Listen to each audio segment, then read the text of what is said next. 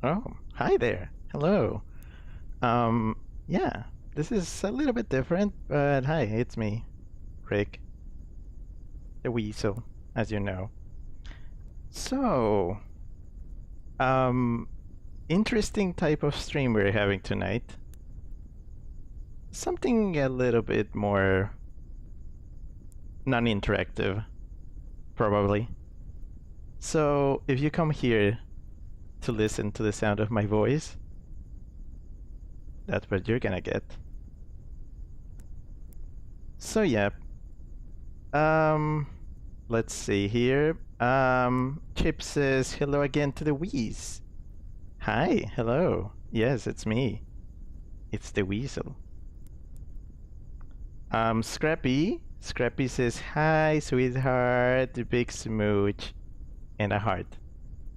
Says let's hope this goes okay. Yeah, I do hope it goes okay. Gosh, golly, heckin', gosh.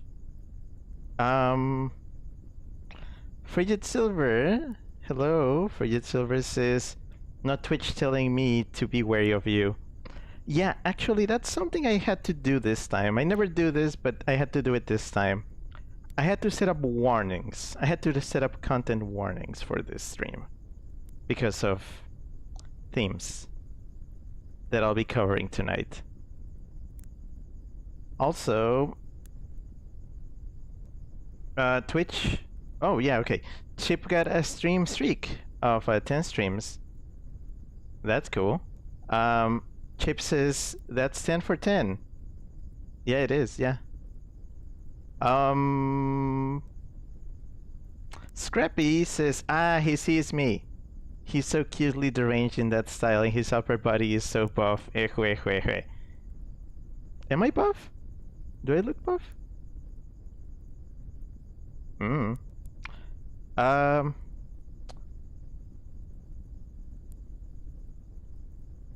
Frigid Silver says, pretty weasel silhouette. Is it a silhouette? Is that what this is? I thought this was just, you know, body. Scrappy says, I need to hear that adorable voice. You're hearing it. It's here. It's me. Hi. Also, Scrappy got a watch streak of 70 streams. And Scrappy says greater than 70. Oh, okay. Wow, way to play with my expectations. Oh, hello. I see Dapper Horus. Hello. Dapper Horus says, hello, new viewer here. Hi. Nice having you here, although this is gonna be a little bit different from what I normally do. So, you're in for something. Something weird. Scrappy says the shoulders are so broad and round. I mean, it's just a weasel physique, you know that. Chip says, you're a pretty wide-shouldered weasel.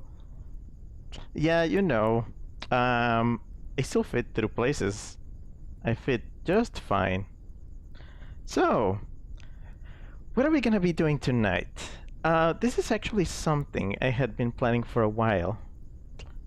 And it has to do with, instead of me playing games, it's me reading something for you. Because I like reading.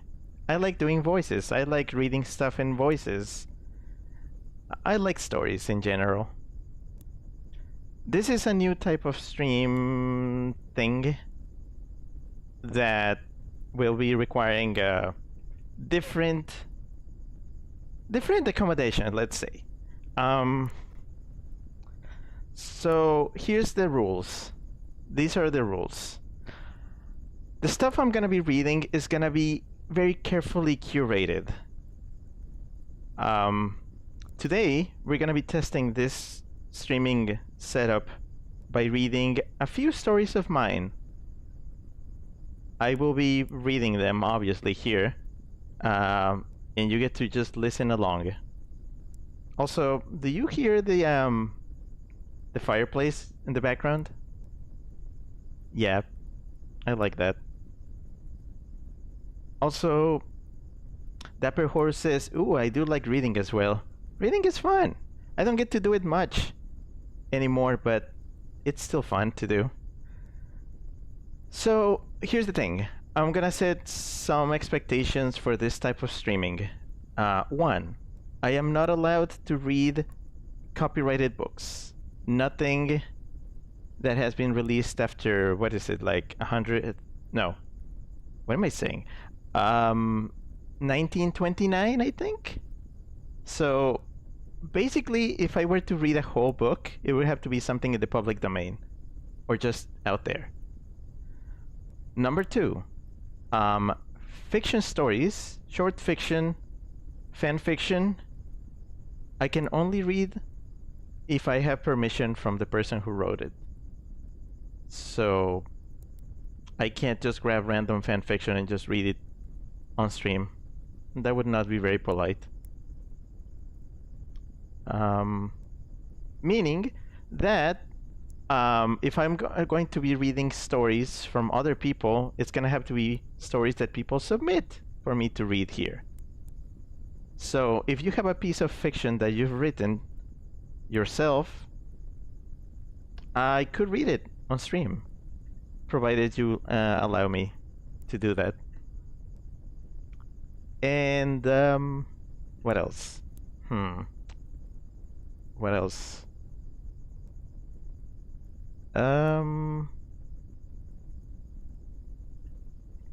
I think that's pretty much it.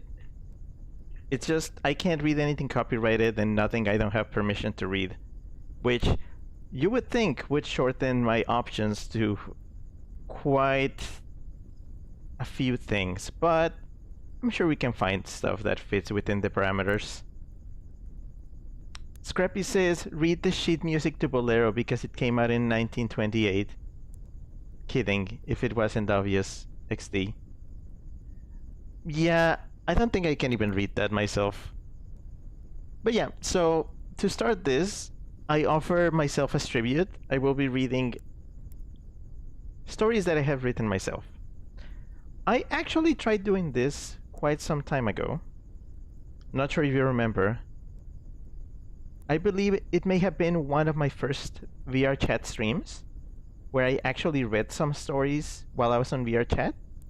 And yeah, while that has its appeal, I know it can be a little bit distracting, and especially for me, because if I'm, standing up and having to perform physically, it takes away from my reading capabilities, especially having a big, heavy headset on my head. So yeah.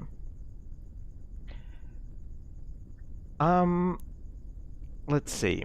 I have a few stories here that I plan to read tonight.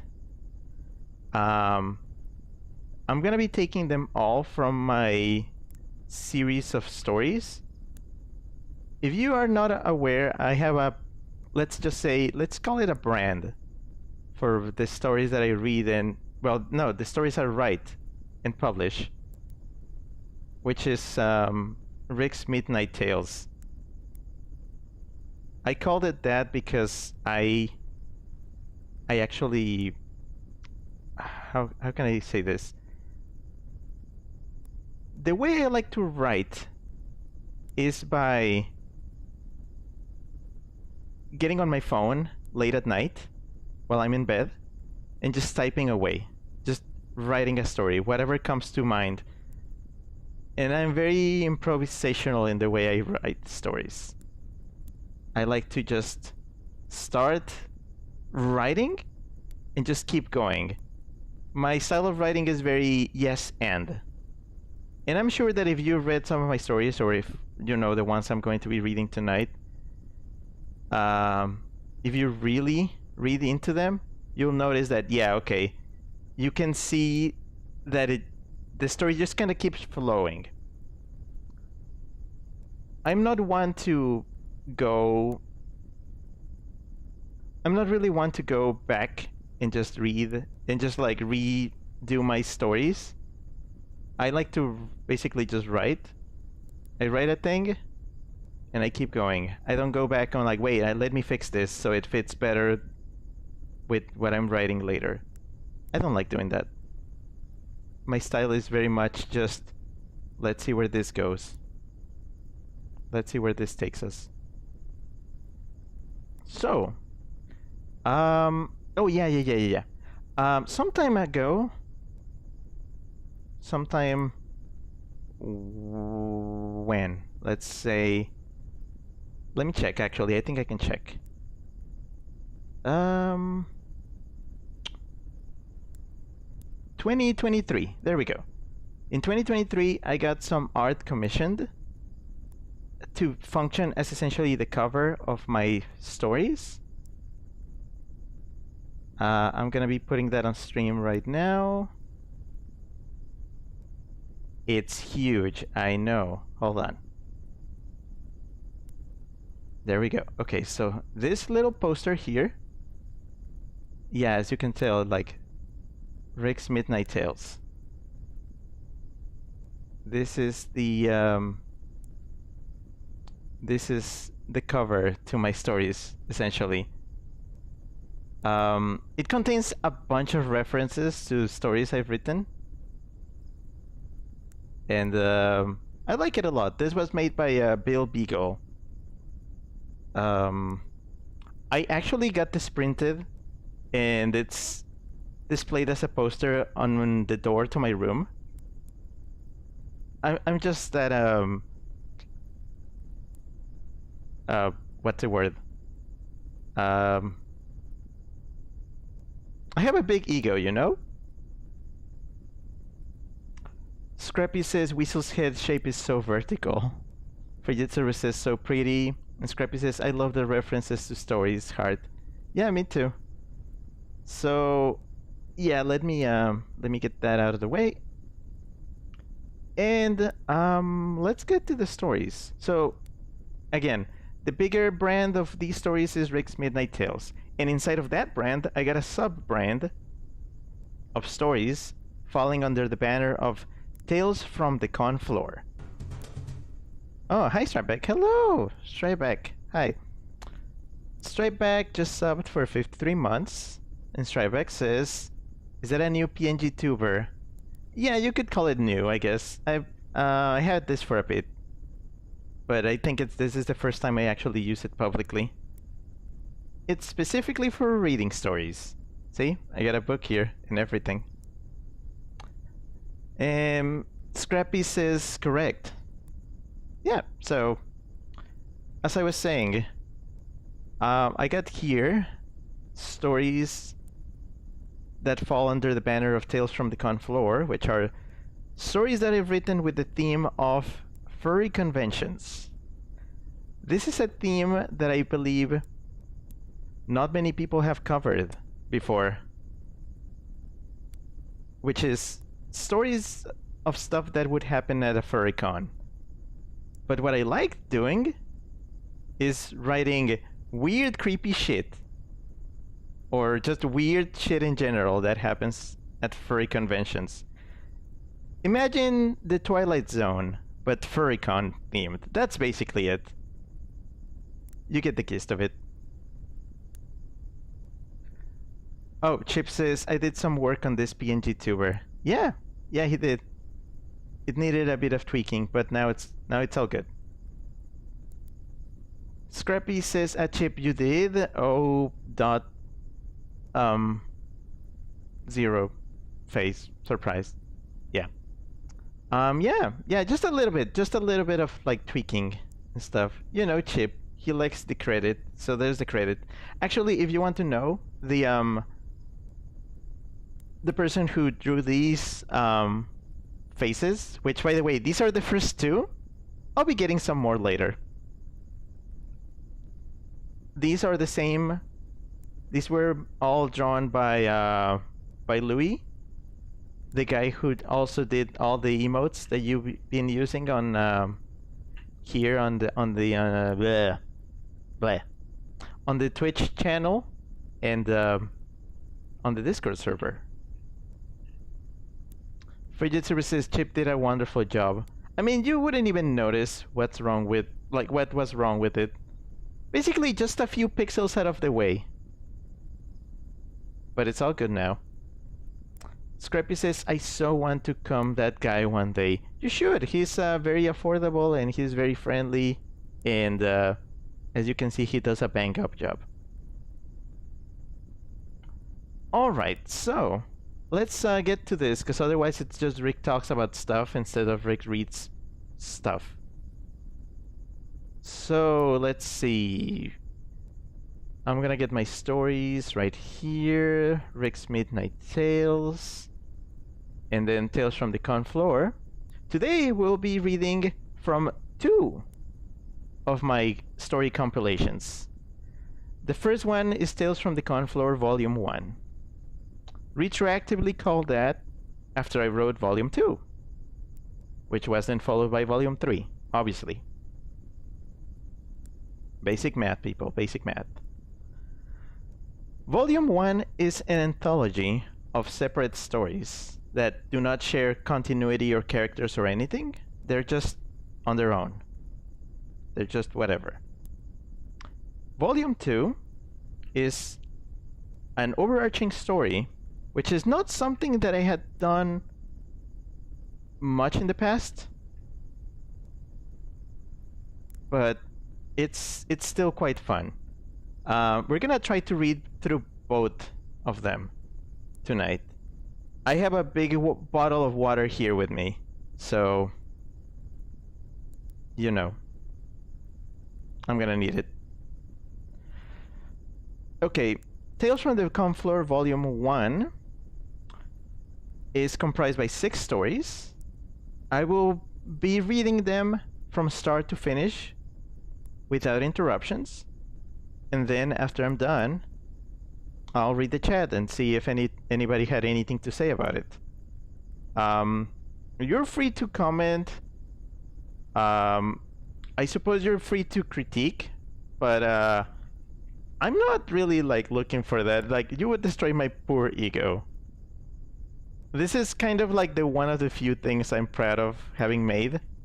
I know they are a little bit rough in places, but I still think they still hold up a little. I mean, come on. Also, I want to remind you, Volume 1 I wrote before, in the before times, before the pandemic. I will let you know when I wrote each of these. Of course, it's part of the experience. Let's see, first one. Tales from the Con Floor Volume 1. Story number 1, or file number 1, is called Desuiting, written in October of 2019. I'm actually gonna get the cleaned up version of the stories, because I did change a few things here and there. Let's see, where are they?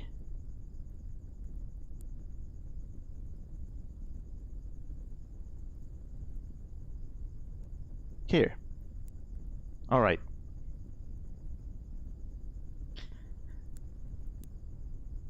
Again, this story is called Desuiting. Also, this is where the content warnings come in. I do get a bit graphic every now and then. This story is a very good example of it.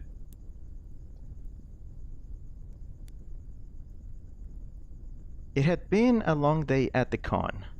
Exhausted and drenched in sweat, I made my way to my room, still in my suit. The suit of the kangaroo that was my persona.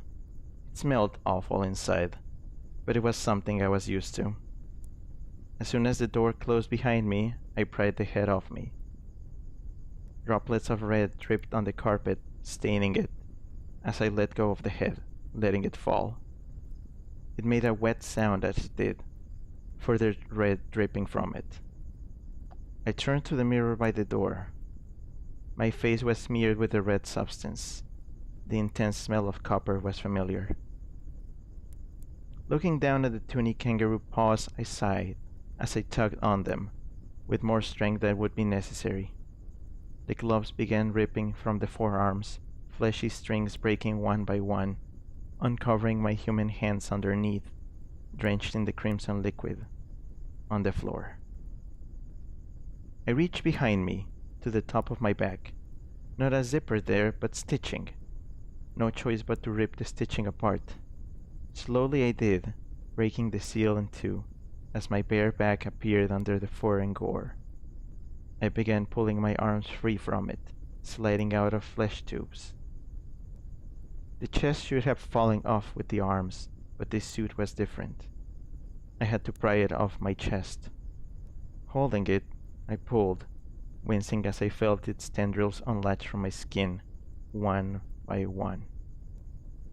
Reddened skin appeared underneath, wet and covered in minuscule bites. Halfway there. Tugging the fur downwards, rolling it inside out, its nature was revealed. The lining was fleshy, pink, and oozing fluids. I kept pushing it down, freeing more of my body from its grip. Down to my waist is when I hit another snag. Back to my tailbone. Appropriate. The kangaroo tail held onto my lower back, the most painful part of the ordeal. Reaching around the flesh around it, I felt them, the little teeth digging into my skin. Sticking my fingers between them, I gently eased them off me, feeling the nubs let go of me. I hissed in pain. I pulled it down more and more, my skin drenched in red, receiving some fresh air in what had felt like an eternity, as the suit pulled down on the carpet, oozing on it and staining it irreparably. Down to the legs, and now only the large kangaroo paws remained. I took a breath. I began pulling my right foot from the wet insides, feeling the last of the suit grip onto them weakly. I could feel thin appendages pulling at my toes, wrapping around them tightly. I insisted with smaller tugs until they gave away and I was able to pull out from it. I repeated the process with the left one, and soon I was free from the gruesome costume that I had previously donned. Giving a short look in the mirror, it looked like I had just been birthed for a second time. But this was not just the second time after all. I was a regular. I walked into the bathroom, leaving red footprints on the carpet and the white floor, turning the faucet of the shower on as I stepped inside. I let the warm water run over me as the red was washed away. I closed my eyes as I knew I had to do and counted backwards from 27, 26, 25, 24, 23, 22. Forget about it. 21, 20, 19, 18, 17. Get it out. 16, 15, 14, 13, 12. Don't think. 11, 10, 9, 8, 7. It'll be gone soon. 6, 5, 4, 3, 2, 1. I stepped out of the shower and dried myself with a towel. I took a deep breath in the mirror before heading out of the bathroom. Just a regular kangaroo fursuit strewn on the floor. No sign of gore or stains anywhere. I sighed in relief.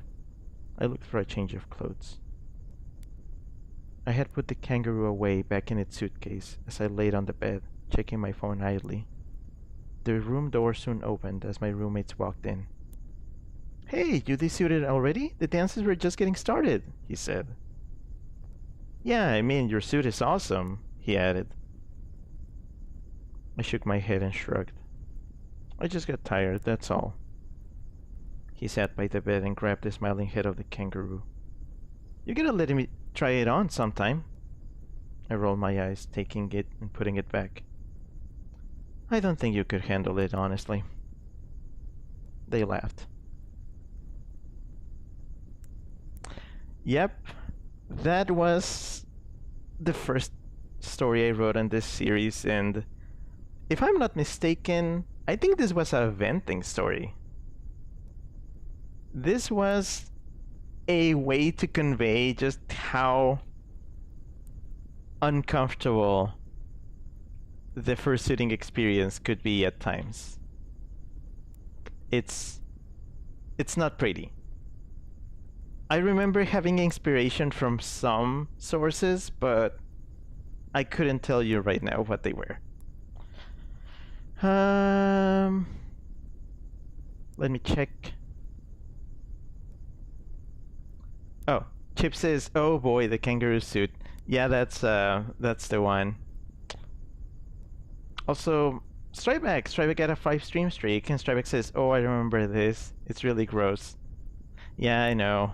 Sorry. I did put the warning at the start of the stream, but I'm just gonna give general warnings before every story now. I'm learning to do this. Scrappy sent 5 heart emotes. Yay! Stripeback says, I don't mind horror, but visceral stuff is a turn off for me. I mean, I don't think I was aiming to turn anybody on, but I get what you mean. I get it.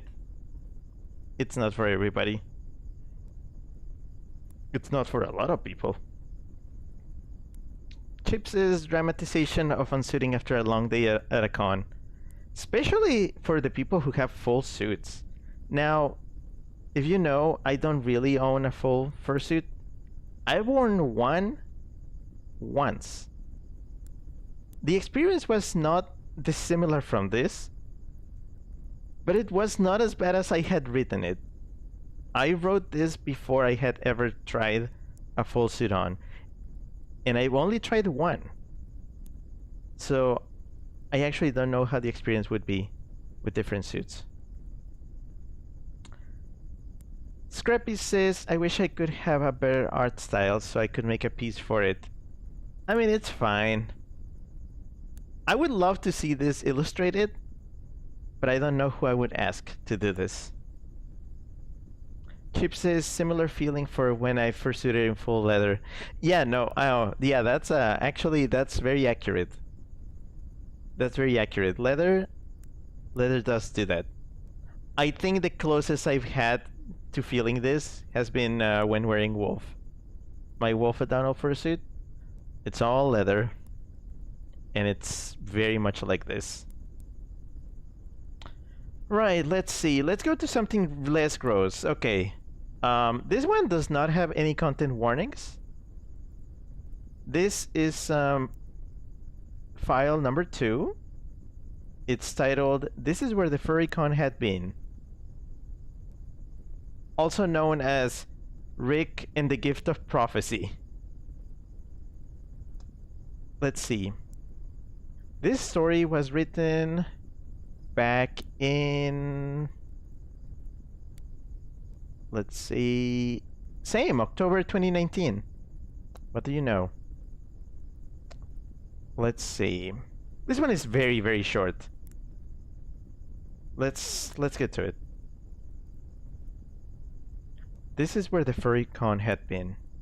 When you first walked into the hotel lobby, the place was packed with hundreds of furries and dozens of fursuiters, all having fun, talking, posing for photos, and meeting for the first time. Today, it was empty and lifeless. Not a soul.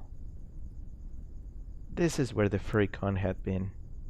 The hotel room, the usually quiet respite along the boisterous experience that was the rest of the convention, where one came to unwind and rest. Today, it was devoid of furry paraphernalia or any signs of having been occupied recently. This is where the furry con had been. The main stage, if this room could tell stories. The countless memories and the myriad of emotions experienced by the furries in here, across the weekend. Today, it was completely empty, the smallest sound echoing through the vast space. This is where the furry con had been. Panel rooms were simple little enclosures where smaller, more specialized gatherings occurred. Panels with the most common to the most esoteric of themes, all housed in these halls. Today, vacant spaces, undistinguishable from each other. This is where the furry con had been. The headless lounge, where fursuiters came to take a breather and recharge, to continue their fun soon after. Staying hydrated was pretty important. Today, this is just an empty room, the lingering smell of humidity still noticeable.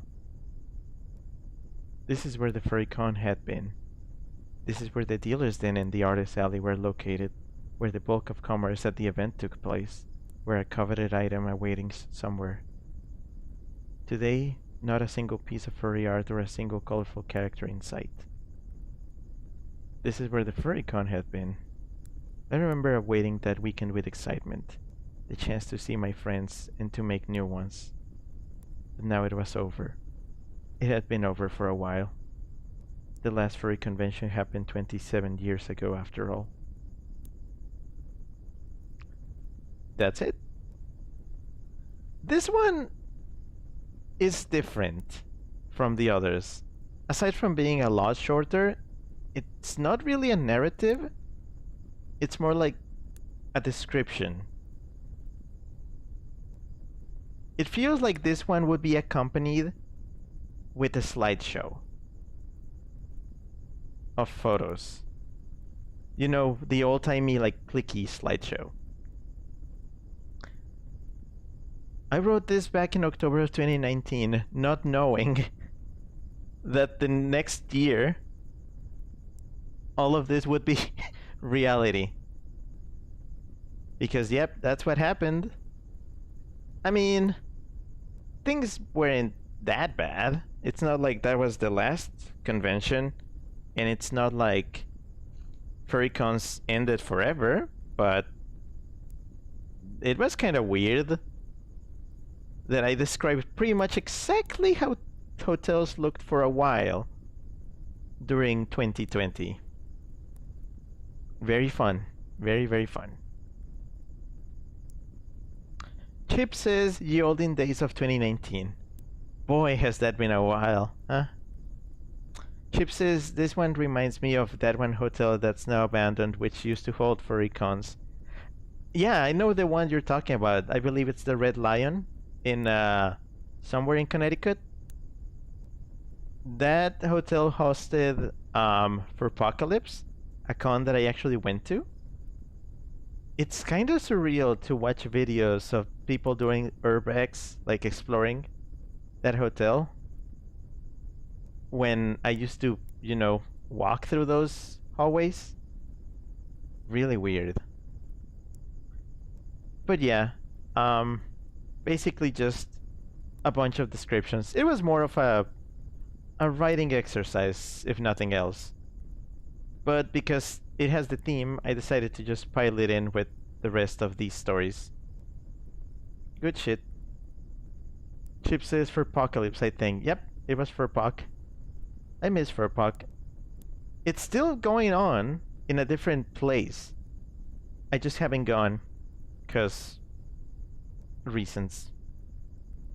Yeah. Alright, let's see. Next one. This is one I actually don't revisit that often because it's a little bit more difficult to parse. The themes in this one are not terrible. I'm gonna say probably content warning of, I don't know, identity stuff and paranoia, maybe? Just a little bit. Just a little bit of paranoia. Alright, let's see. This is called TBD. It was a quarter after midnight. I slowly closed the door on my hotel room, trying not to wake up my very partied out roommate. And just after midnight, must have had a long day. I began making my way to the elevator, phone in hand, as I thought about the panel I was going to. I called the elevator.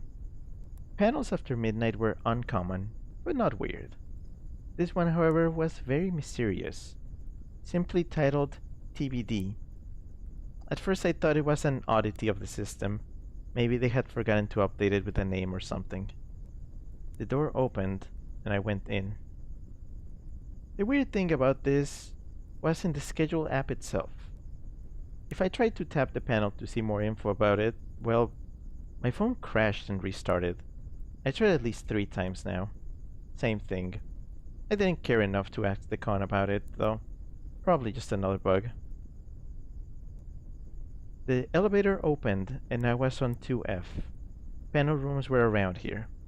All I knew was that the panel was happening at 12:30 a.m. in Grayson Hall, one of the small rooms. Turning the corner and making my way over, I noticed a few people lingering outside the panel room itself. A lanky older man in sweats and a shirt, a pudgy teen with curly hair, and a badger fursuiter with his head off. Nodding at them, I stood next to them in silence, at least for a minute. The badger asked me if I had come for the TBD panel. I nodded and pulled out my phone. The badger and I began talking about the whole phone crashing problem that panel caused. The older man chimed in a couple of times to explain about the con's terrible app code. The teen just fidgeted, visibly uneasy. I asked if he was okay. He looked at me like I was crazy. 12:27 a.m. Almost time. Peeking into the room, there was no sign any panel would be held at the moment. The AV equipment was missing.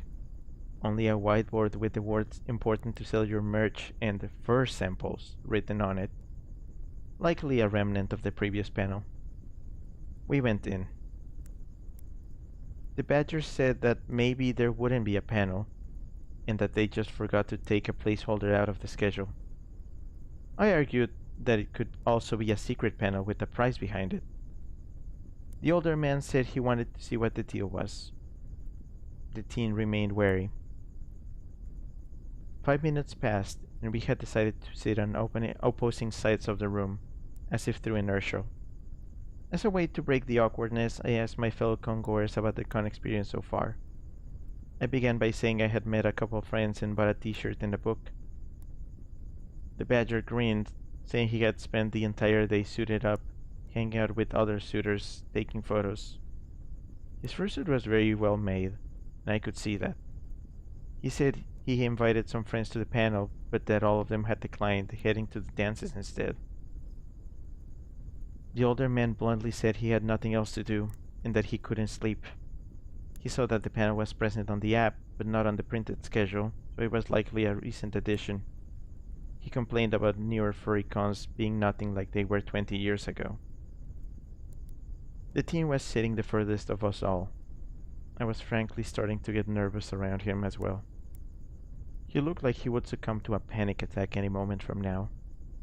I didn't want to pry into his business, so I didn't ask him. I didn't need to, though. 12:40 a.m.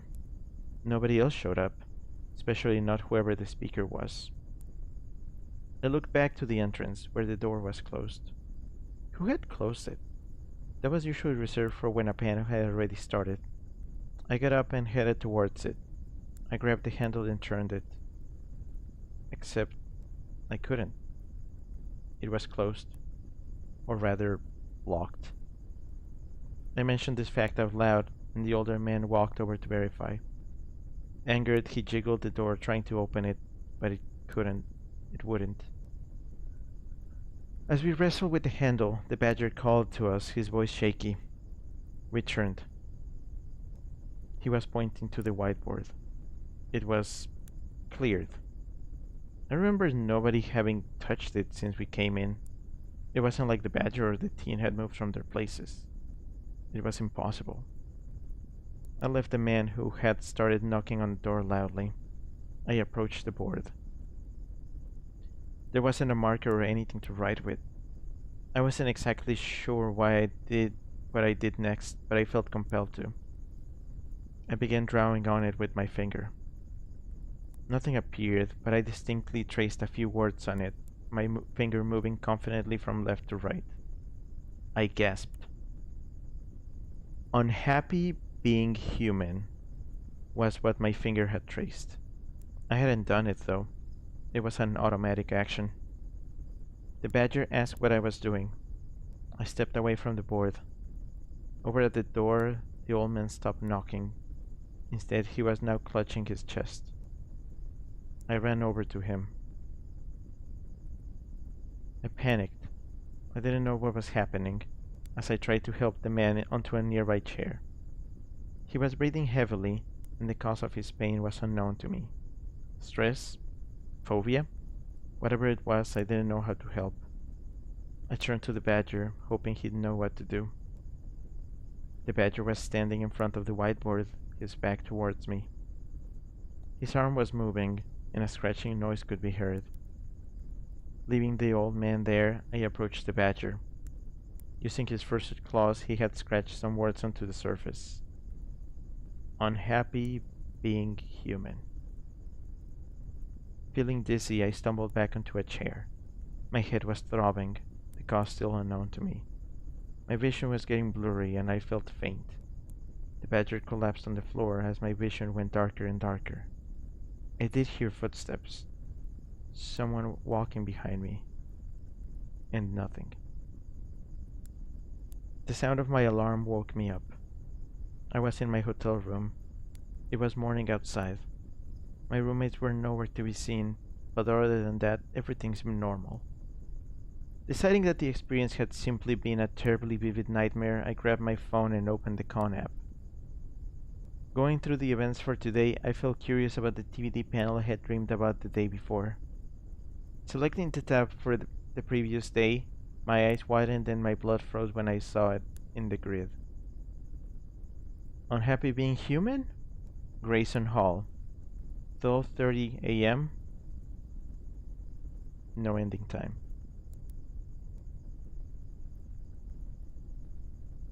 This one is also different. This one was very much stream of consciousness. I vaguely remember that when I wrote this one, it felt like pretty much like what I wrote. That it felt more like a Ouija board sort of situation, where the story just kind of wrote itself. It kept going, and I couldn't quite understand why it was going the way it was going. So that just makes it very weird. Like, where was it going to? What happened there? Why those words in particular? It was very confusing.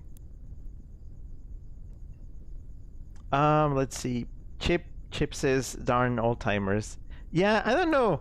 That old man is kind of funny as a character. He just shows up, complains, and then has a heart attack. Typical boomers. Oh, Scrappy says, I wonder if this one is new to me? I would be surprised. I feel like I gave you this one to read, but I wouldn't blame you if you didn't remember it. It's just that kind of weird.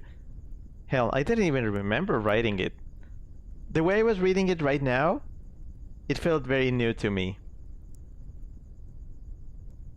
Chip says, this one is unusual. Yeah, this one and the previous one. Very weird. I was still trying to understand my style. Scrappy says, you might have. I know you gave me a fair amount. I do remember doing that, yeah. Also, I'm like checking the timer, and I'm not sure if I'll have time to do volume 2. Volume 2 is comprised of a lot. There's a lot going on with it. Actually, let me check something.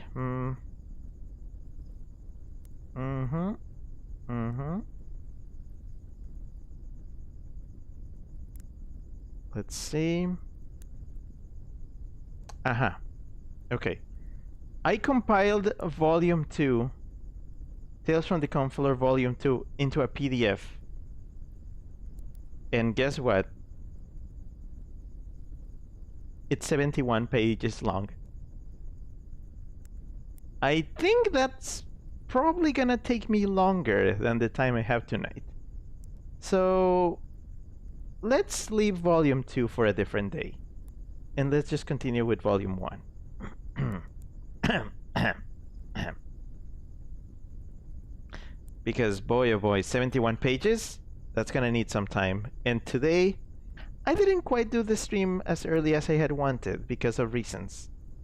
I'm sure that if I do this back home, I'm probably gonna have a better setup to do this with. Chip says save that for the next one. Yeah, absolutely. Absolutely. So today might actually be a very short one. Then again, experimental streams and all that. Let's see. Oh, here's a favorite of mine and of a lot of people, apparently. File 4. This one is titled Goffa de Hyena. People like this one. Content warning would be probably more identity stuff and more paranoia. Wow, that's a theme, huh? Okay, I'll get to it. My name is Goffa the Hyena. Well, at least that's what my badge says. My name is actually Charlie, but Goffa is my persona. I came up with him when I was 15, when I first realized I was a furry. Today I am 21, and this is my first FurryCon. I'm actually pretty excited. I've been drawing since I was a kid, and I came with Goffa all by myself. On the badge he's showing a toothy grin, giving a thumbs up. I picked the hyena because of my friends, who often said I laughed like one. It has always been easy to make me laugh. As I walked around the con space, I noticed countless other furs, most of them with their own badge, depicting their own personas. Kind of funny how tiny pieces of laminated paper depicted our identities in full, in such a simple manner. I accidentally bumped into someone. Whew, sorry about that. I held back a laugh, recovering from the bumping. It's fine, the other person replied. I looked at him. He seemed, well, not okay. He was a sickly-looking fellow, thin and pale. I had seen furs like him before, but this guy... I added. Goffa, he said, apparently reading my badge. That's your persona, right? Yeah, I replied, a bit confused. I drew this myself. That's neat, he replied, very plainly. Yeah, well, I continued, hoping to pry myself from this awkward conversation. I should... And then I felt myself being pulled forward, choking. The pale fur had tugged on my badge, trying to take it off me. I immediately tried pushing him away, hoping to free myself. And so I did, accompanied by a snapping sound. My lanyard had popped open. The other guy ran off. That asshole had stolen my badge! I ran after him, making my way through the busy crowd of Thursday evening. I expected someone to stop him as I pursued, but it seemed like everyone was too busy to notice. Soon I ran out of air, losing speed and finally stopping. I lost him. What a shitty way to start my first convention. Some random fur stealing my badge? I'd have to report him to ConOps or something. He'd likely have it on or something. For the time being, I'd retreat to my room, disappointed and saddened. I woke up the next day, in a terrible mood. I got ready for the first day of the con and promptly headed downstairs. Seeing everyone hang out with their friends, as happy as they could be, it sickened me. Here was my con ruined where all these dumbasses partied. The sight of all those fursuiters annoyed the hell out of me. I didn't have a fursuit myself, and frankly, I didn't even want one. They were a waste of money and a hassle to maintain. I sulked through the floor, hoping to bump into my assailant. No sign of him around. I tried going to a couple of panels to take my mind off the situation, but nothing seemed mildly interesting. I didn't care about any of these topics. The dealers then had given me a similar problem. Nothing here I really wanted to buy. Why had I even come here? As I returned to the main con space, I looked around once more, seriously considering leaving early. But then, I heard it. The loudest laugh I had ever heard. I followed it along the crowded floor, inadvertently pushing people and fursuiters out of the way. And then, I saw him. It was a thief. Lanky, pale, but something was different. He was talking with other furries. He was smiling. No, he was laughing. I approached him, noticing the badge hanging from his neck. My badge. Taken aback, I stomped over to him, which made him notice me. He smiled at me and waved. He looked like he was having the time of his life. I was fuming. I was about to yell as loudly as I could, but he was faster than me. He opened his mouth and greeted me. My name is Gofal the Hyena. Nice to meet you. I stared at him. I didn't reply.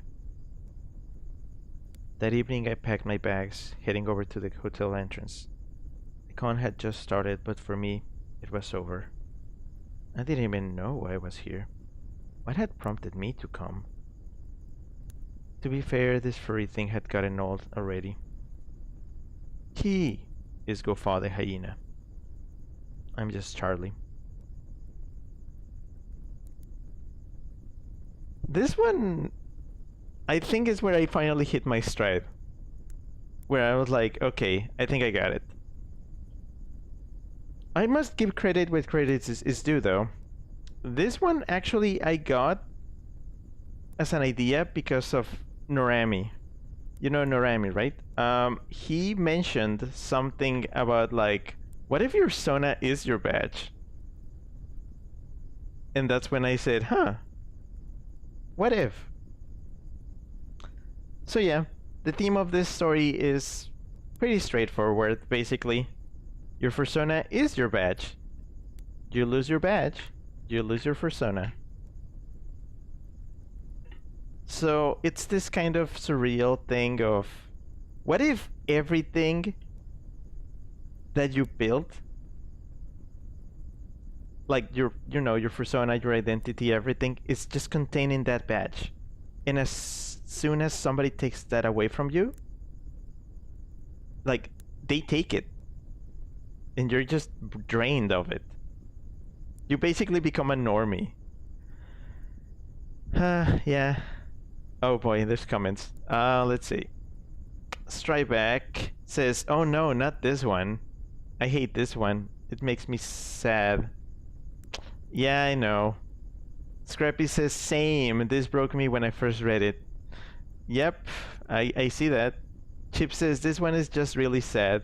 People stealing characters from others is sadly real. That's also a different theme. So that's the thing. That's a very important point to make here. It's a different kind of allegory, but one that does fit. What happens when somebody just takes your character and they just do whatever? I am very aware of this, and I know that the experience can be, to some at least, violating. Somebody just taking your character and doing whatever. Not everybody has the same stance on it. Personally, I kind of get over it. I used to be really defensive of my characters, of Rick and everything, and I did have some heated arguments with people in the past over stuff like art and such that was done without me being aware. But I gotta be honest, it doesn't bother me as much now. I think mostly because I'm probably at the point where I'm just desperate and I just kind of want to see like what people come up with if I just let them do whatever. I know I still have limits. I have stuff that I've thought about it, and there's things that I think, oh, if somebody did that to my characters, that would not sit well with me. But you know, it happens. Also, boy, there's other ways to take characters nowadays. But I can't comment too much on that. Scrappy says that would legitimately kill me. Frigid Silver, Frigid Silver says, I definitely would lose it. Oh, hey, you're finally commenting. Stribeck says, I would commit premeditated if someone did that to me. Stole my furnace, that is. Yeah, aren't you glad that this is just a supernatural Twilight Zone bullshit? Because, yeah, that would be weird. Stribeck says, I owe a lot of who I am to the furry community, so taking that away from me would basically be murder. Interesting take on it. I mean, you know, identity death and all that. We in the TF community, we do toy. We play around with that a lot, but I understand. It's rough. I mean, recently somebody has actually asked, like, hey, if you're not using Wolfric, you know, the wolf version of your Sona, can I use him and things? And I just said, yeah, sure, go ahead. Because I frankly don't do much with him. So it's fine if other people take him on an adventure. Scrappy says, honestly, same here. This community shaped who I am these days a lot, but it didn't shape all of me. I only joined 3 years ago, to be fair. Well, welcome. I've been here for, geez, how long? 2008. So, like,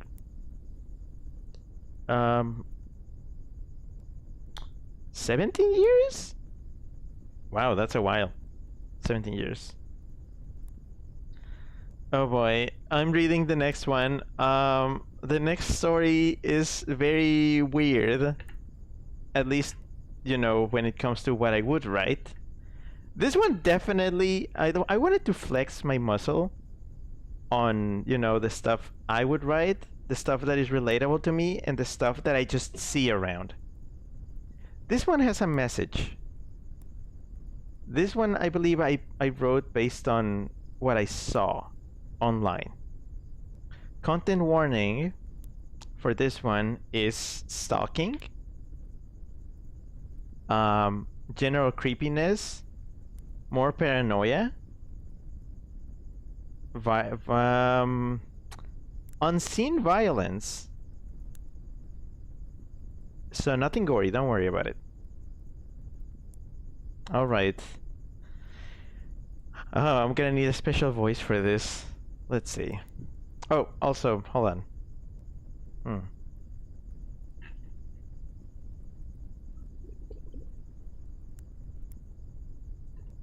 Okay, I'm ready. This story, file number 5, is called Her Beauty. I remember it clearly. The first time I saw her, she was beautiful, astounding. I can't describe her with enough words to be fair to her beauty. And yet, fate. I guess it would be weird to say that I met my girlfriend at a furry convention, but that's kind of what happened. That asshole. I can't stand him. He's the worst kind of stalker. I knew that talking to him for the first time was a mistake, and I still did. I tried to be polite, and look where that got me. I can't believe this got so bad. He's delusional. He's a freak. I do remember the first time I laid eyes on her. Her beautiful pink coat, those purple locks of her shimmering horns and hooves, those dazzling, unblinking eyes. It was love at first sight. I approached her awkwardly, unsure of what to say. I asked for a photo with her. He seemed normal enough, just wanted a photo of me in my suit. I did what any decent fursuiter would and nodded, striking a pose and letting him get close enough for a selfie, and he got close. Very close. Even when from within the suit, I could hear him. He was sniffing me. She smelled like bubble gum and strawberries, just when I thought she couldn't be more charming. That picture I took, I still treasure to this day.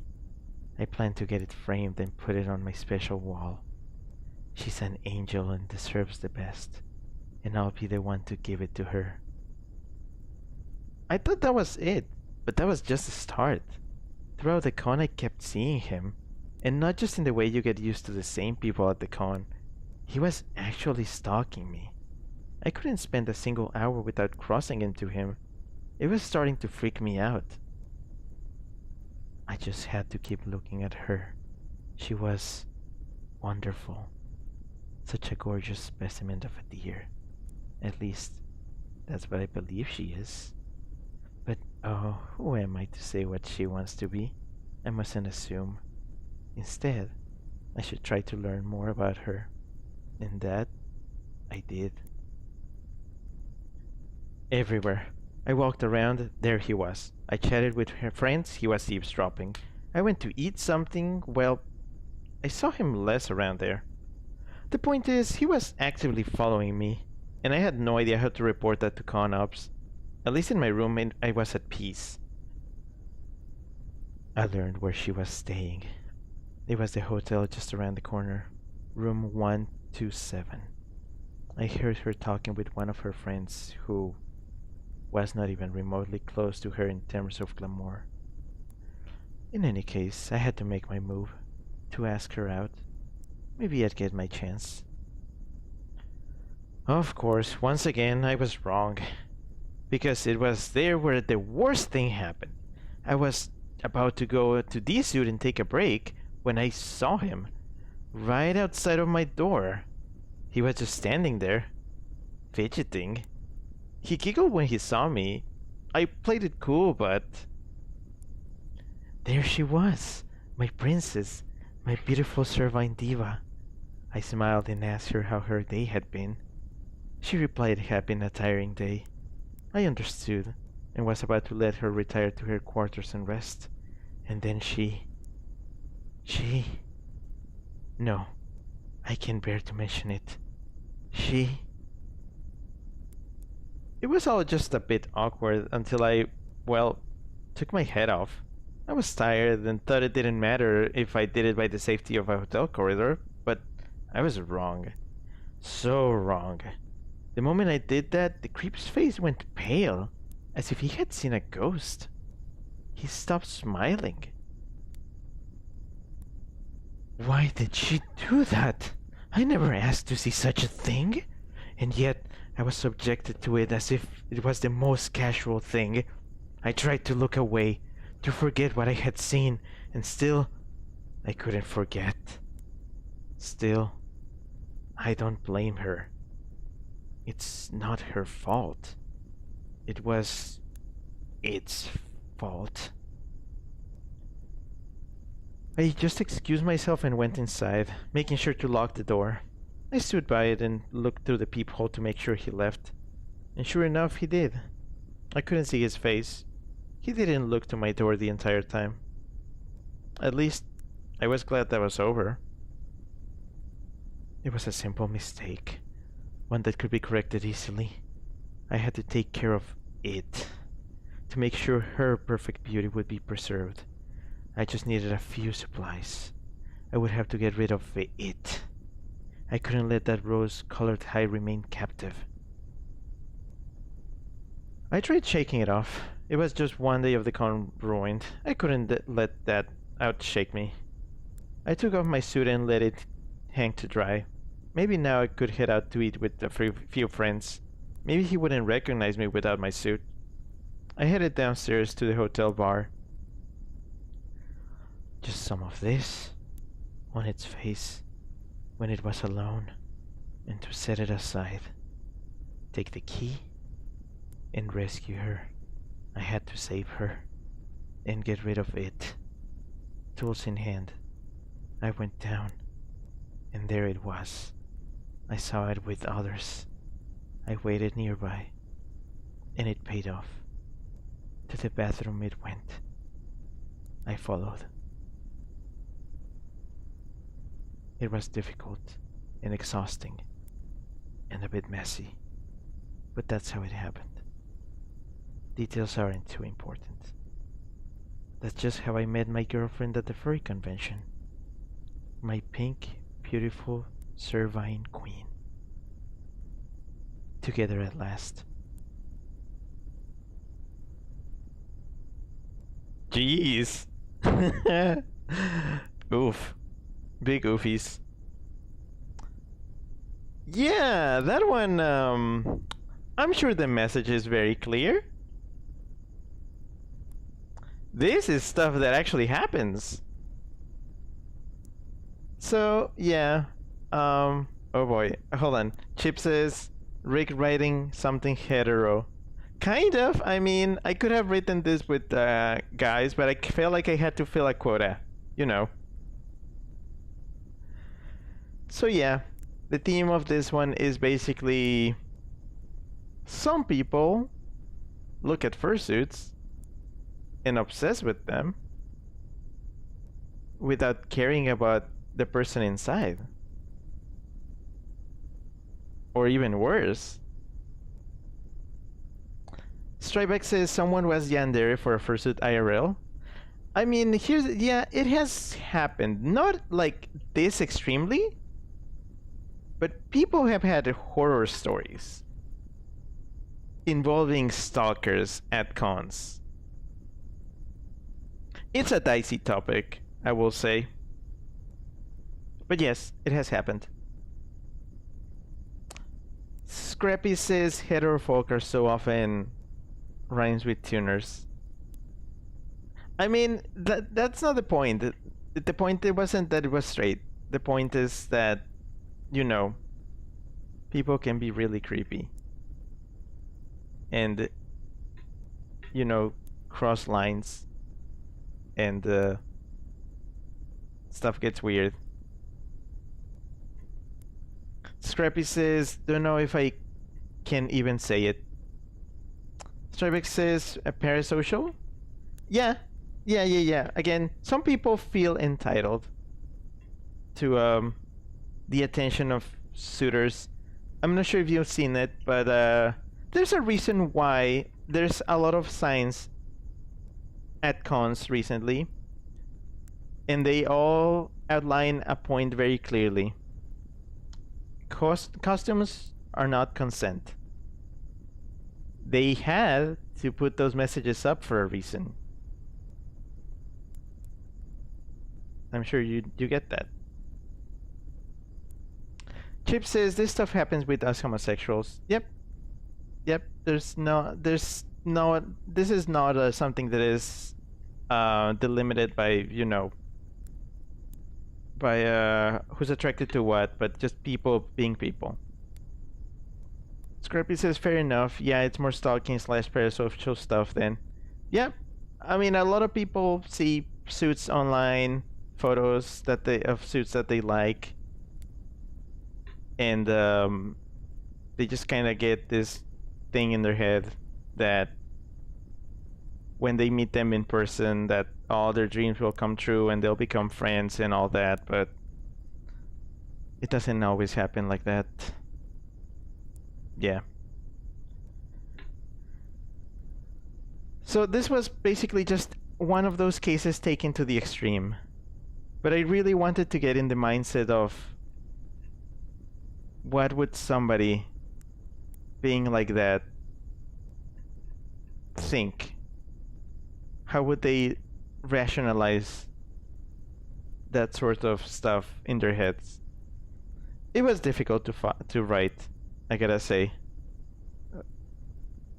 I would do it differently if I were to write this again today. I would do it differently, but it's an interesting way of seeing how I wrote it back then. Oh boy, a big comment from Scrappy. Scrappy says, honestly, I almost feel like I was like that with you before we started to know each other more, but I would hope not, TBH. I'm just glad we were able to get together. I never thought I'd be able to connect with so much with someone. Heart. Case in point. No, I'm joking. You're fine. Yeah, okay, so there's ways to be like this with people online. There's definitely ways. I just touched on an IRL example. It happens. Strybeck says, would they still see the suit as a real furry rather than the person wearing it? Ah, yes, that's the point I wanted to touch. With this story, essentially, the person is so, like, delusional and so out of it that they like value the suit more than the person who's wearing it. Then again, I would be throwing bricks at houses if I didn't, you know, make the point on how, you know, how I feel towards characters, but that's beside the point. You know that. We're not here to grill me, we're here to read. Wow. Let's see. Oh, this is the last story of this block. I'm gonna have to figure it out, because if I read this one and then I'm done, I'm trying to think what else I could do. I wanted to keep it specifically to Tales from the Confloor material. I had a different idea, but I'm not sure if I should do that. I was thinking of... Nah. I was gonna say I was gonna jump to a few other stories, but nah, because I wanted to keep it to Tales from the Confloor. So just Furrycon stories. So Tales from the Confloor Volume 1 is made out of 6 stories. We already read 5 of them, so we have 1 of them left. Tales from the Confloor Volume 2 is made out of, let's see, 3, 6, 9, 12, 15 chapters, totaling, as I said before, 71 pages. It's big. Then you have Volume 3, which is made out of, my goodness, 31 parts, 31 chapters. 31 chapters with 5 intermissions, actually. The intermissions are their own self-contained stories. I could read those, but I'm not sure. Because those are very much self-contained. I wrote essentially a normal, like, self-contained Tales from the Confloor story every 5 chapters of Volume 3. Just because. Let's see. Then Volume 4. For Volume 4, I returned back to the anthology format. With 7 self-contained stories. So that's how it is. Volume 1 is 6 stories. Volume 2 is a long story. Volume 3 is a longer story. And Volume 4 is 7 self-contained stories. So yeah, I guess if we do one more, I guess that would be it. Well, I don't know. Give me your thoughts. I'm gonna do this 6th one in the meantime. All right. The 6th one is the one that I personally like the most. This is my favorite from this set. It's File 6 and it's called Ignis.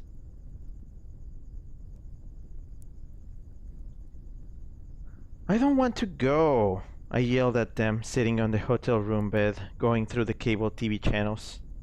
Come on, you can't leave us alone, Kaibo insisted, twirling a ring made out of glow sticks in his right hand. It's just 11, you're gonna regret it, Retox agreed. I said no, go away and let me rest. I'm done for today, I argued, raising the volume of the TV, trying to drown my roommates' voices away. Ignis never does live shows. This is a once-in-a-lifetime chance. Retox raised his voice, reaching to shake me with his tiger paws. Shh, I don't even care about whoever that is. I don't even like EDM or whatever he does. I slapped his striped hand away. Are you kidding? He's more than just EDM. His shit is unique. Kaibo raised his arms in the air, his makeshift bat wings spreading. He's not just any DJ. Also, we saw you. All you did all day was stand outside the hotel and smoke. What kind of con experience is that? The tiger fur asked. My own, I growled at him. I hated when people brought up my habit in unrelated situations. None of your damn business. Kaiba sighed.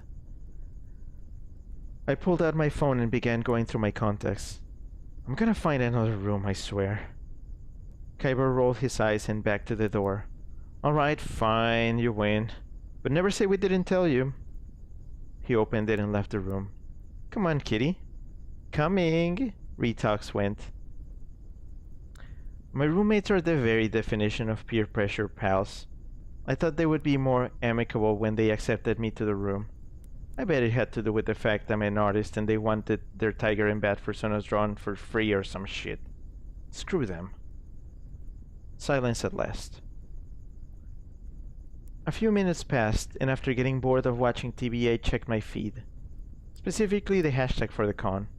Seemed like everyone had a very busy day. The latest posts were about the show going on downstairs with this so-called Ignis something about to start. I sighed and leaned back, looking into the ceiling. I sometimes felt like an outcast in the fandom for not really liking the kind of music that they always played at the dances. Why was it never jazz or swing or something classy? Just a bunch of noise. I scrolled some more. Stupid idiot! You're a dumbass, Jericho. I berated myself as I stood inside the elevator, hoping the blue fox next to me didn't hear my rambling. We finally reached the bottom floor. I darted out and towards the maintenance room as fast as I could, stumbling in my pajamas. As I approached, an urge began growing in me. I needed a smoke. All this unnecessary stress was just making my body itch, and I needed to do something with it. Reaching into my pocket, gripping a box of cigarettes, I suddenly felt a rumble under my feet. I let go of them. I got closer. I began hearing a droning beat. I felt rumbling reach inside my being as I closed in. After flashing my badge to the very bored volunteer by the entrance, I headed inside. Red.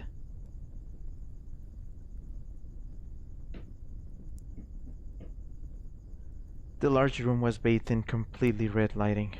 My eyes squinted in pain. I approached the source of the droning beat, where at least 200 other furries were gathered, dancing at their own pace. I scanned the area, hoping to find Kaiba and Retox before they found me. No luck. It was hard to distinguish anyone in this sea of red. I covered my ears, trying to block out the unpleasant noise that these people called music, as I kept looking around. I eventually got as close as I could to the stage, where I saw him. He was a very tall man, standing behind a set of impressive equipment. On his head he was wearing a black mask modeled after some kind of muzzled animal with tall, curled horns. Was it a dragon? A ram? I wasn't sure, but he sure looked imposing. With my hands still on my ears, I turned to the crowd and I couldn't understand. Everyone had their eyes fixated on the stage, standing still. Every single one of them. Nobody looked away, as if they were in some kind of trance. That made no sense to me, but the fact that suddenly nobody was moving made it easier for me. I found my roommates. Approaching them, I yelled out, but my voice was drowned out by the loud beat, and they remained enthralled. Deciding to risk it, I uncovered my ears, reaching to grab Kaiba, shaking him vigorously. No dice. My ears got assaulted by the music as I did. The beat began clearing up. Burn it. Burn it down. Burn it down. Burn it down. Those weren't notes, they were words. Burn it. Very clear words. Burn it. Burn it down. Burn it. Distorted by the music. Burn it. Burn it. With a very clear message. Burn it down. Burn it. Burn it down. Burn it. I hear. Burn it. Burn it. Burn it. Burn it. It's for someone. Burn it down. Burn it down. Burn it down. It's for me. I reach into my pocket, pulling out my lighter, holding it before my face. I switched it on. I stared at the flame, and then I looked around. I saw a few other lighters join in, even a few matches. Ignis sat on top of his equipment looking at us. He nodded, and that was the signal we were all waiting for. We dropped them all at once, in synchrony, to the beat, and we burned it all down.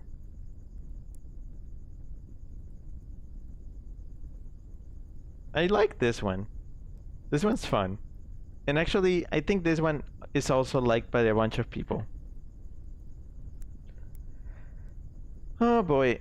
So this one is the more supernatural one out of these. Yep, weird shit. Ooh. Okay, Scrappy says, I'm greatly enjoying this. I already am anticipating more of this. Heart. Well, thank you. Yeah, I enjoy this. Chip says, this feels a bit like a predecessor to Volume 2.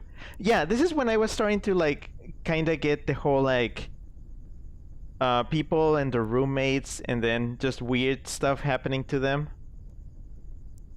Strebek says, I don't get it. A bunch of people spontaneously committed arson? Yeah, pretty much. Scrappy says, I like it. It's like a big old cult. And Scrappy says at Strebek, just join them, trust me. Frigid Silver says, I'm gonna bounce now. Have a fun in story time. I mean, we're pretty much done, so I guess thanks for coming. I had a bat suitor there for you. Well, not really, but you know. So, you want a straightforward explanation of this one? Sure, I'll give it to you. So the character is named what's his name again? Jericho. Yeah. Okay. So he is a furry and he doesn't like EDM, so he's, you know, unique and special and different. And he's a smoker. And then he's rooming with a couple of generic furries who are very much boyfriends, because, you know, when he said, come on, kitty. Like, really? Oh, Frigid Service says Batty Bot. Yeah. Strebek says, like, was it supposed to represent something, or... Okay, hold on, I'm getting to that. So... This one was just very straightforwardly supernatural.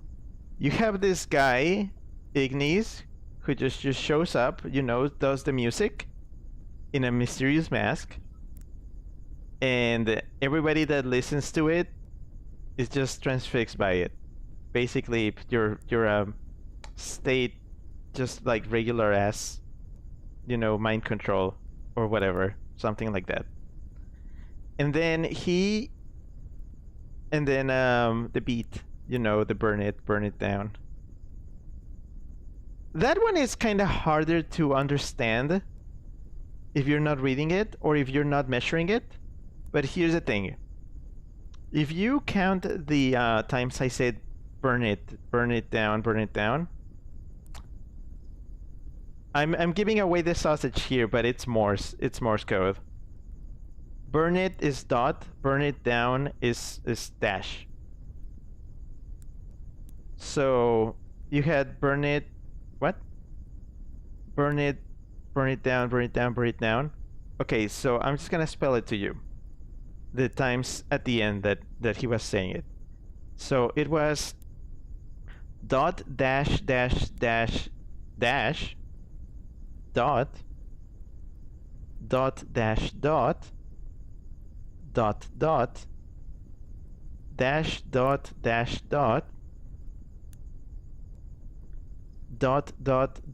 dot dash dash dash. It's letters. And if I'm not mistaken, those letters translate to something. I don't know if anybody figured it out. Also, hi, Distra. Hello. Distra says Jan Jarvin, Rick, Bizarrieg, Colin 3. Hey. Frigid Silver says, I honestly get unnerved and anxious with a lot of furry stories. Applaud your guys' ingenuity. I think it's just me. You should check out like more normal furry writing. This is just me, I swear. This is just me. Distra just subbed for 61 months. Thank you. Distra says, Mew, unbelievable. Oh, there we go. Strybeck says, Jericho in all caps. You got it! So yeah, when he said... What did he say?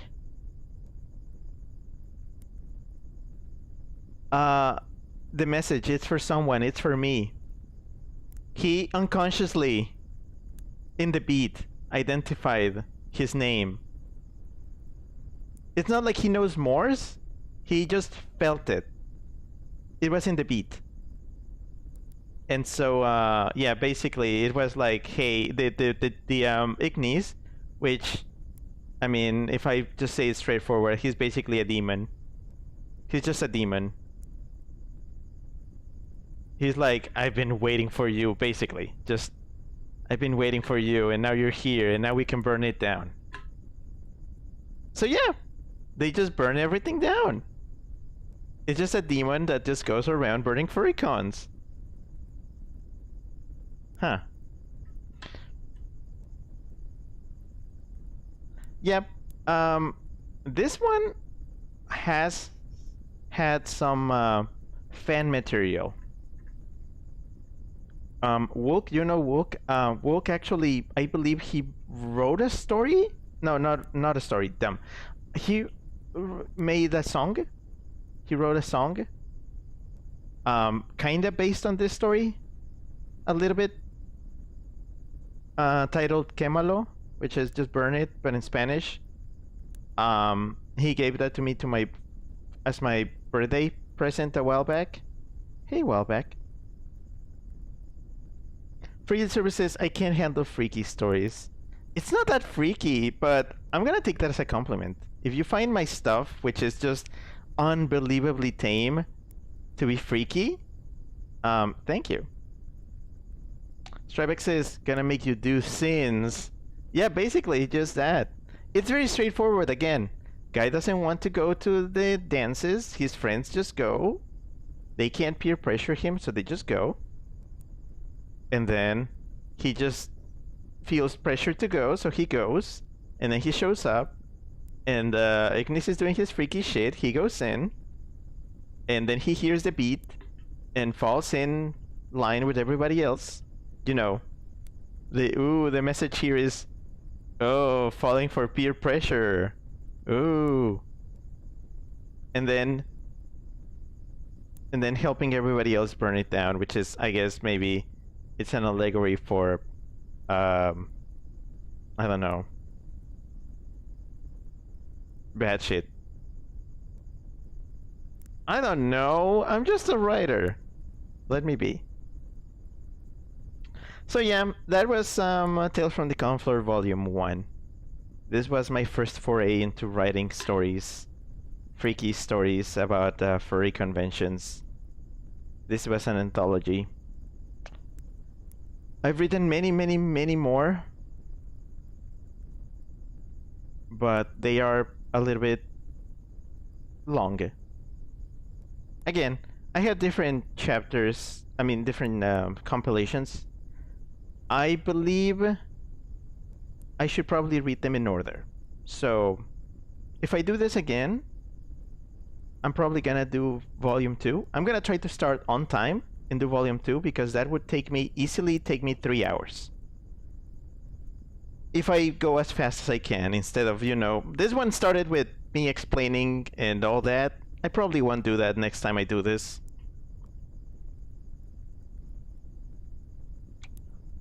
Chip says, a fun first reading stream. Yeah, thank you. Again, experimental, highly experimental. This is my last stream that I'm doing during my break. Yeah, this still counts as my break. I'm gonna be returning home on Sunday. And we will be resuming normal streams on Monday. Yeah. Also hoping that by the next time I do these, I have more expressions with this thing, because I do want to have some expressions. Hell, maybe some blinking. That would help. But yep. Let's see. Frigid Silver says, very interesting to say the least. Yeah, I know. It's not for everybody. That's my disclaimer. Me telling everybody, hey, my stories are not for everyone. I'm proud of them, even if they are just kind of rough. Yeah, these are the first ones. They are very rough. Believe me, they get rougher. Scrappy says, that was short, but worth it. And then 3 hearts. Love to hear you and love hearing you read. Always a fun time. Hehehe. Yeah, gosh. If I did volume 2, I would probably take, like, yeah, again, 3 more hours. 70 pages. Ugh, goodness. I want to have more visuals for next time. I want to have, like, a notepad so we can take notes. So I can remind you of what's going on. This was a very minimal way of doing this setup. I want to expand on it and give it more polish. Also, this is to, if you stayed all the way to the end, I'm gonna say this. This is your open call. If you have any stories that you've written, or if you would like to write something specifically for me to read on stream, this is your chance to do it. Do get in touch with me if you have any kind of story that you want me to read, and I'll read it. And I'll even put like a little box that like has your credit, name of your story and credit on screen while I'm reading, so that people know what is being read at the moment. Yep, there's a lot of ways that this can still be improved. Additionally, I'm gonna get in touch with writers of stories that I've enjoyed in the past, fan fiction, short stories. I'm gonna get in touch with them and I'm gonna ask, hey, can I read your thing on stream? Specifically, I'm gonna tell them, no, I am not going to make fun of your story. I'm not going to like comment on it like viciously. This is just for me to basically have a story time with friends that watch my stream, that want to watch me you know, read something that I care about. So I'll get to that as soon as I get home. Yep. Free Service says, even if they are in my tea, I still want to support the Tea Party. Yeah, again, also, we're not, it's not just gonna be, you know, my silly Furrycon stories. I want to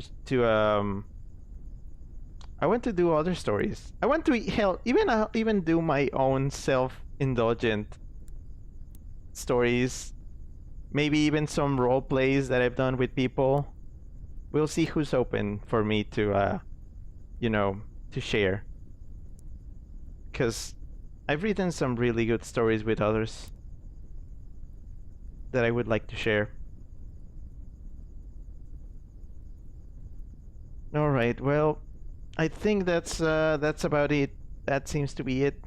Short one, but it's fine. It's not a game it's not a game stream, so I get to have fun and take as long as I want to take. So yeah, this one is not canonical.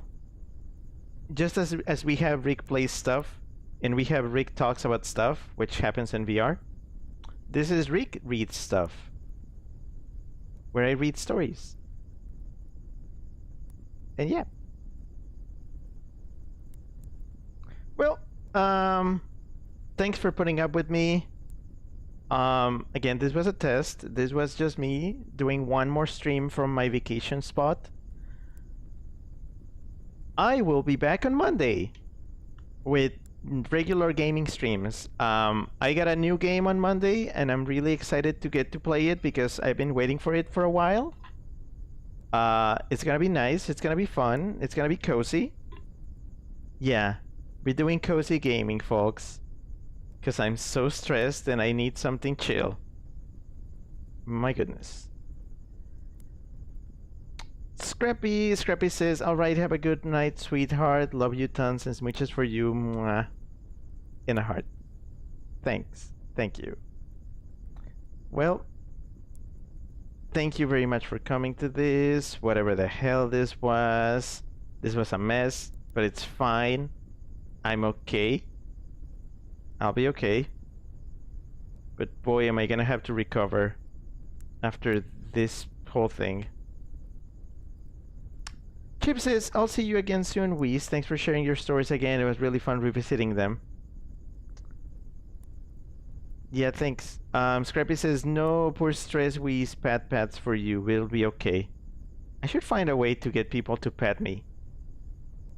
To interact with Whis. I don't know, I'll look into it.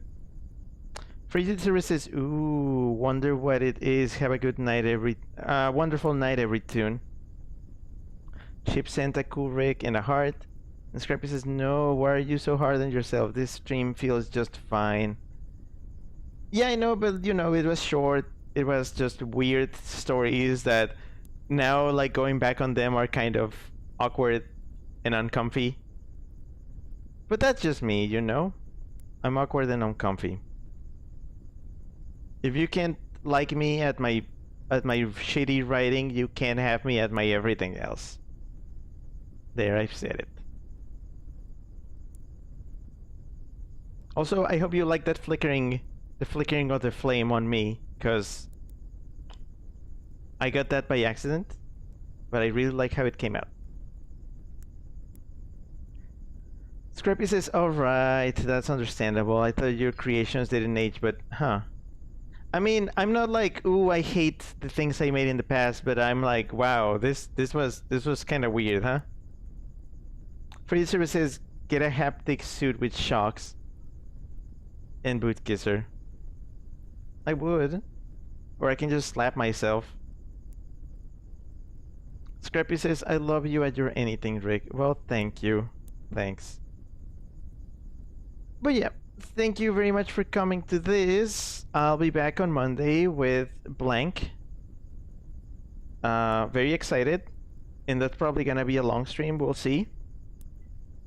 Thank you very much for coming. Have a good night. Have a good evening, afternoon, day, morning, whatever you have on your side of the planet. I'll see you again very soon. Yeah. Okay. This was Rick. That we so that you know. Signing off for now. Bye. Bye.